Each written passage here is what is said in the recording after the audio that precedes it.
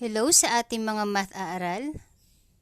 Sa video na to ay ating sasagutin ang mga tanong na sa division of polynomial p of x by a binomial x minus r, paano malalaman ang remainder nang hindi gumagamit ng division methods katulad ng long division at synthetic division? Kailan masasabi na ang divisor x minus r ay factor ng isang dividend or polynomial p of x? At ating pag-aralan ang remainder theorem at factor theorem.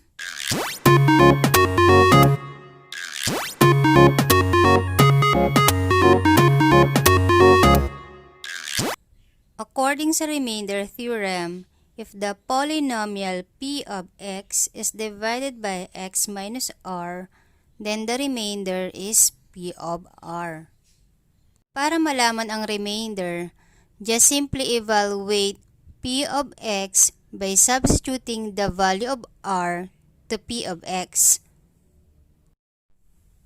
Sa factor theorem naman, for a polynomial p of x, if p of r is equal to 0 for a constant r, then the polynomial x minus r is a factor of p of x. Sa division of polynomials, kung ang remainder ay equal sa 0, then masasabing ang divisor ay factor ng dividend. Let us use the remainder theorem to find the remainder, denoted by r.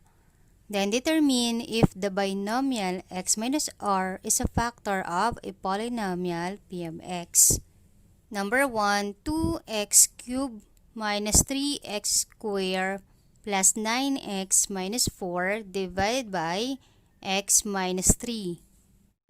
Yung unang polynomial ay ang ating dividend or p of x. Samantala yung pangalawa ay ang ating divisor or x minus r.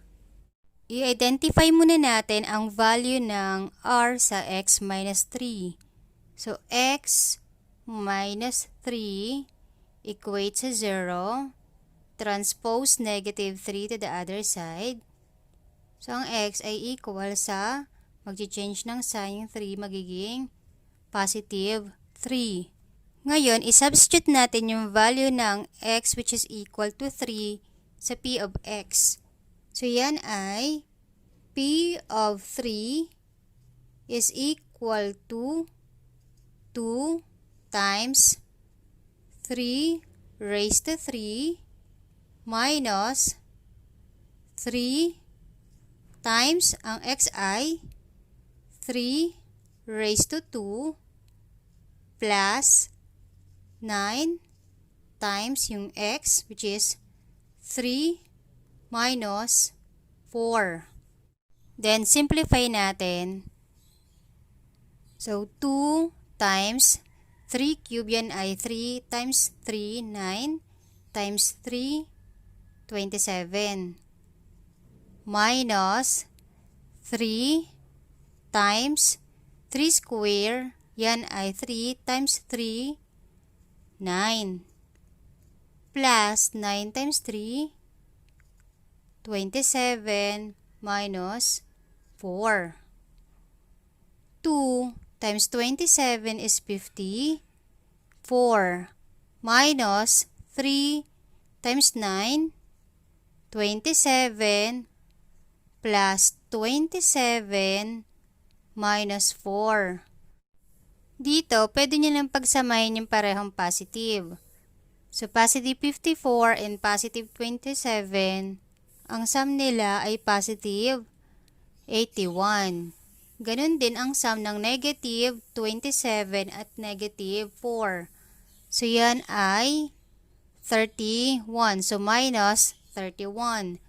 81 minus 31 ay equal sa 50. So, ang value ng p of 3 or remainder is equal to 50. Isa pang paraan, pwede naman kayong mag-cancel. Negative 27 and positive 27. Ang sum nila ay 0. So, ang matitira dyan ay 54 minus 4 which is 50.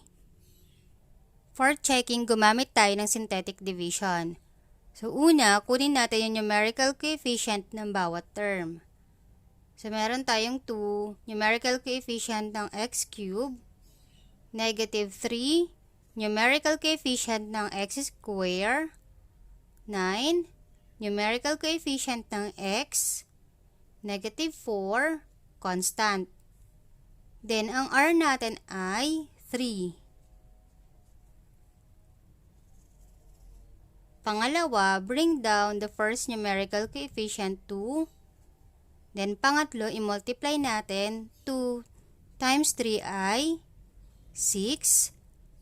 Pang-apat, i-add negative 3 plus 6. Dahil magkaiba ng sign, ima-minus. So, yan ay 3. Then, ulitin lang natin yung process. 3 times 3 ay 9.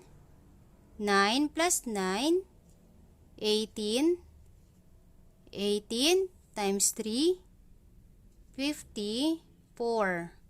Then, 54 plus negative 4 ay 50. Since pag magkaiba ng sign, mina-minus. Ngayon, ang quotient natin, magli-less ng isa ang degree. Since, kapag nagdi-divide, nagma-minus ng exponent. Sa 3, minus may 1 dito ay 2. So, 2x square, yung degree or highest exponent, plus 3x plus 18, remainder 50. So, magkapareho lang sila ng remainder. Ngayon, dahil ang remainder ay hindi equal sa 0, then, yung divisor natin na x minus 3 is not a factor of a polynomial 2x cubed minus 3x squared plus 9x minus 4. Number 2, x raised to 4 minus 5x cubed minus 12x squared minus 8 divided by x plus 2. Ang value ng r ay x plus 2 equals 0. Then, x is equal to, transpose 2 to the other side of the equal sign. Change the sign, magiging negative 2. Sa divisor na x minus r, dito, kung ang operation ay plus, ang value ng r ay negative. Kung ito naman ay minus, ang value ng r ay positive.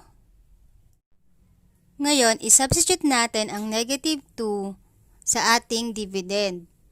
So, yan ay p of negative 2 is equal to yung x, palitan natin na negative 2 raised to 4 minus 5 times negative 2 raised to 3 minus 12 times x, which is negative 2 square minus 8.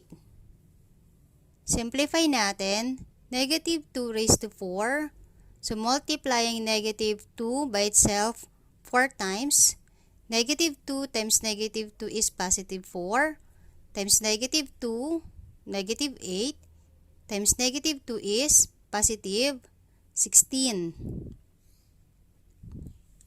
minus 5 times negative 2 raised to 3, negative 2 times negative 2, positive 4 times negative 2 is negative 8 minus 12.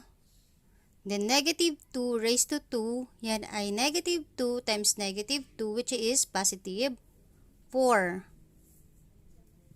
Minus 8. So, 16, negative 5, times negative 8, yan ay positive 40. Negative 12 times 4 is equal to negative 48 minus 8. 16 plus 40 is 56. Negative 48 minus 8 is equal to negative 56. So 56 minus 56 is equal to 0. So ang remainder ay 0. Gamitin ulit natin ang synthetic division for checking. So una, kunin natin ang numerical coefficient. Kapag may missing term, kailangan maglagay ng 0. So una, numerical coefficient ng x raised to 4 ay 1. Numerical coefficient ng x cube ay negative 5. Numerical coefficient ng x square ay negative 12. Numerical coefficient ng x, since walang x ay 0. Then constant is negative 8. Ang value ng r natin ay negative 2. Sunod, bring down 1. Then 1 times negative 2 is equal to negative 2. Next, negative 5 plus negative 2, dahil magkapareho ng sign, kailangang i-add. So, negative 7. Next, negative 7 times negative 2, kapag magkapareho ng sign, ang product ay positive. So, yan ay positive 14. Next, negative 12 plus 14, dahil magkaiba ng sign, kailangang i-minus. So, yan ay positive 2. Then ulit, sunod, 2 times negative 2, negative 4. Kapag nagmo-multiply ng dalawang integers na magkaiba ang sign, ang product ay negative. Then 0 plus negative 4 is negative 4. Negative 4 times negative 2, magkapareho ng sign, kaya ang product ay positive. So, positive 8. Negative 8 plus negative 8, dahil magkaiba ng sign, subtract, so yan ay 0. So, ang quotient natin ay x cube minus 7x square plus 2x minus 4, then remainder 0. Since ang remainder ay equal sa 0, then x plus 2 is a factor of x raised to 4 minus 5x cubed minus 12x square minus 8.